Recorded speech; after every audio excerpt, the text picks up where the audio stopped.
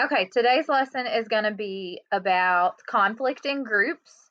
Anytime you have a group of individuals, they're most likely going to butt heads and there's going to be some type of conflict. But throughout this lesson, you'll actually learn that conflict isn't a bad thing. It's actually good for a group to be effective in um, problem solving and finding a good solution. So today we'll talk about how groups manage conflict with the different conflict management styles, as well as the different sources of conflict that they might face, and what those things mean for the success of the group. So like I said, small groups are going to experience some conflict, and when that conflict is managed effectively, conflict can actually enhance that synergy that we talked about last class about how synergy, like the cohesion and the good flow of the group, how they work really well together. Groups that don't experience any conflict risk something we call groupthink. So it basically means that one member of the group has their ideas and information that they're sharing, but the rest of the group just goes along and accepts it and doesn't question it or kind of um, go against it at all. So then they're not able to critically analyze the problem that they're there discussing and working towards. Um, and so there's 5 types of behavior that you can look for to know when you might be experiencing groupthink.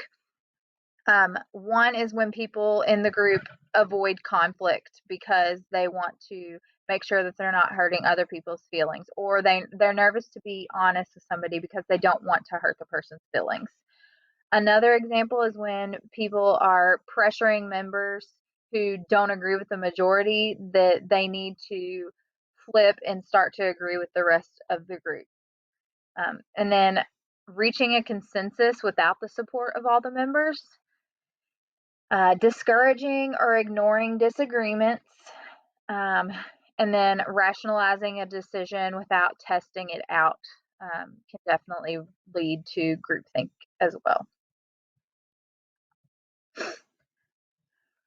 So there are 5 different sources of conflict. So where conflict originates from, there's the first one is called pseudo conflict. So the word pseudo actually means fake.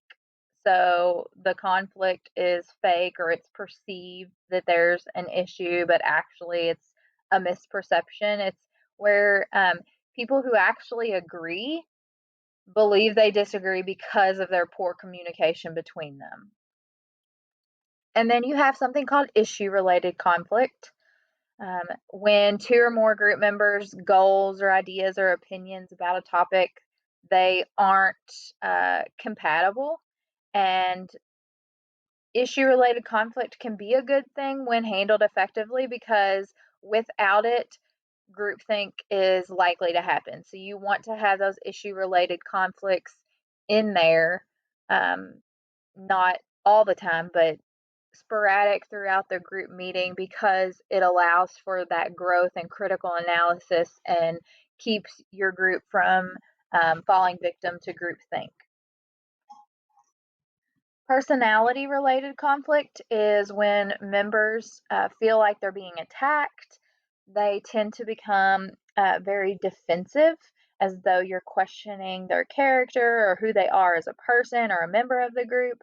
And personality related conflicts are usually rooted in a power struggle. So they are trying to be the leader of the group, and somebody else also wants to be the leader of the group. So they're constantly challenging them, and those two strong, power seeking personalities are really butting heads with one another.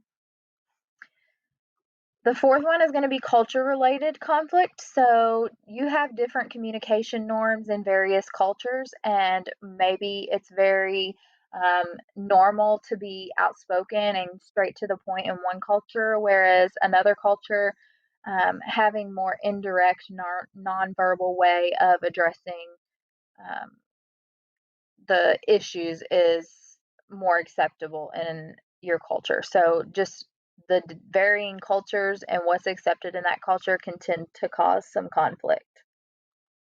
And then finally, you have virtual group conflict. So this arises when technology comes into play. So, like online learning, obviously, or maybe you might one day work for a company who does virtual meetings on a regular basis, or you have several different branches of your company throughout the United States and you have to work with several different people in a group on a group project. That's where virtual group related conflict would come into play. So, um, a lot of the virtual group related conflict comes because people maybe share their feelings with like emojis and you misinterpret that emoji because you can't pick up on those verbal cues, or excuse me, nonverbal cues that you might be able to pick up on in a face to face discussion. So that tends to cause some conflict. But it also says that the bond among group members of virtual groups can be stronger than those face to face groups um, because they're able to, be real open and honest and communicate really well about the topic and how they feel about that topic because they're in like a virtual setting and they're not right there with the person all the time. So they're maybe not as afraid to hurt their feelings per se. When it comes to resolving conflict, there's a couple different ways to resolve conflict. The first two we'll talk about is perception checking and paraphrasing, and then we'll move on to understanding your conflict management style, and that can help to resolve conflict. So, perception checking is where you're just reflecting and making sure that you understand another person's behavior. So it's a process where you're going to describe what you've seen and what you've heard, and then ask for feedback from that person to make sure that you're clear on exactly what the issue is in order to find a resolution to it. Um, and then paraphrasing. Paraphrasing is where you're going to put that other person's message in your own words. So there's a four-step process. You'll want to make sure that you're listening carefully as they share their message about what the conflict is they're experiencing. Notice, ideas and feelings that they express that they're experiencing as they're going through their story. Determine what the message actually means to you, and then share your interpretation and ask for confirmation from them that you've interpreted it correctly.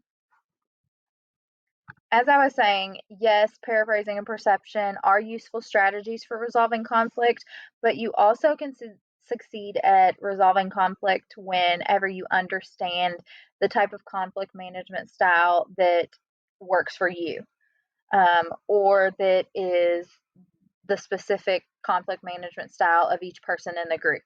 And there's 5 different types of conflict management style. There's avoiding, accommodating, competing, compromising, and collaborating. And we're going to go one by one to talk about each of them. So we have the avoiding conflict management style first. This is where you just physically, so in person, physically, or psychologically, mentally, remove yourself from that conflict. You just don't engage. Um, you know, you decide that you're not going to be committed to that group goal anymore, and that you're not going to participate and give your input. And really, the whole group suffers. So when it comes to like a win lose situation, the avoiding conflict management style is actually going to lead to a lose lose situation, which is not good for anybody in the group.